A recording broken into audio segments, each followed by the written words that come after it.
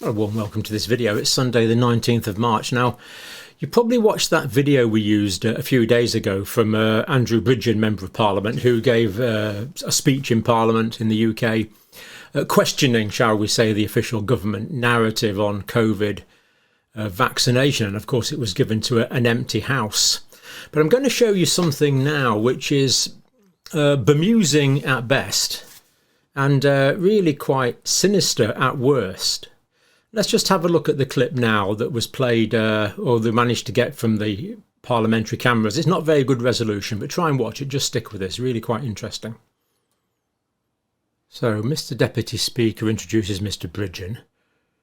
Everyone starts leaving as if on cue, but this guy here comes across and talks to these two opposition MPs who promptly leave. What is going on here? Now, Let's look at this again. Mr. Bridgen there begins his speech again. Let's look at this again. So Mr. Speaker announces now this guy here from the second bench, Conservative bench, he taps this guy on the shoulder as if to say, "Oi, go and do your job, mate." He immediately gets up. These two are sitting here waiting for the debate to begin. He walks across, crouched. These two seem to see him coming. He walks up, he points, he presumably says something.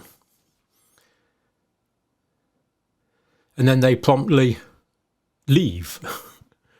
So tap, get up, walk across, tell them to leave. Obediently, I assume these are Lib Dem MPs, they leave. And he walks back crouched just in case anyone sees him. And makes a sharp exit from the chamber, crouched over, in case he's observed. And these two leave, and everyone else leaves, and the entire benches leave, and Mr. Bridgen begins his speech. So, rather strange, some might think. Now, if you're from the United Kingdom, you'll realise just what a bizarre event we've just witnessed on these videos. Absolutely incredible. It's almost as if the opposition is obeying exactly what the government benches have told it to do. Now, the whole point of parliamentary democracy is we have an opposition. So Mr. Bridgen could have given his speech and then the opposition could have said, "Well, thank you for your advance notice of this speech, Mr. Bridgen. I've had opportunity to consult with Professor so-and-so from such and such a university, and he puts a different interpretation on this figure.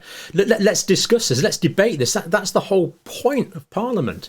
Well, while I accept your figures, Mr. Bridgen, because they're government figures, we have to accept those, let's consider your interpretation of them and other possible interpretations and other possible correlations.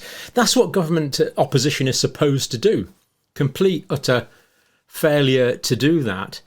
And now, I think I know who the individuals were on this on this video, but I'm not going to say because I can't absolutely confirm it. But this is utterly bizarre.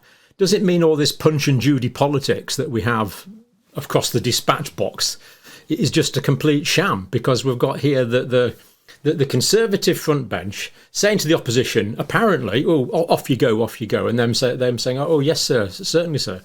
It just doesn't. It goes against the fund. It's a bit like if you're in the States. Let's imagine Donald Trump says to Nancy Pelosi, "Would you be free for a romantic dinner for two?" And she says, "Oh, yes, Mr. Trump. Oh, and by the way, I do hope you're free for a couple of hours afterwards." I mean, it just doesn't happen. You know, we don't have this cross aisle, as we call it, separation. So something very strange going on here, at best bemusing. And the way that Tory guy sort of snuck out like that, it's just, we need explanations for this. We need transparency. And I know thousands of you have asked for it on the comments. What has gone on here? Is there some sort of official narrative that's being enforced that the opposition are colluding with?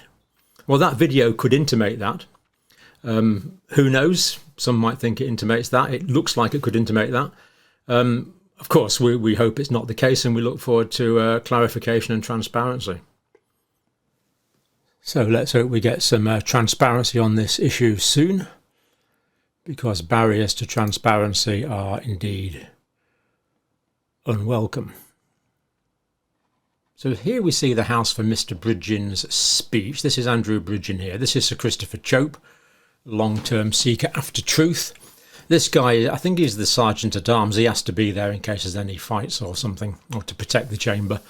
Front bench have to be there. This one on the second bench seemed to be chit-chatting to these ones and on a mobile phone. Speaker has to be there. These are legal dignitaries. So basically a completely empty chamber, no one on the opposition benches. Now, to be deliberately cynical, this is the House when the MPs were debating their 10% pay rise under George Osborne. Plenty of people there then, standing room only in fact, when they were debating the MP's pay rise. This one, fairly full, MP planned to debate paid consultancy. So the don't think this quite worked out, but they were debating whether MPs should be allowed external paid consultancies or not. Relating to the health of the nation, we have an empty House. Well, let's hope we're not dealing with a cross-party conspiracy to allow one single narrative with no deviation from that narrative. Now, I don't actually think we are. They're not that well organised and they're not that cohesive. But there's certainly events there that need explanation, and we look forward to those explanations. Of course, any of the members involved are more than welcome on the channel. Don't hold your breath for it coming out on the BBC and other mainstream media. I don't think it will. But you've watched, so thank you for watching.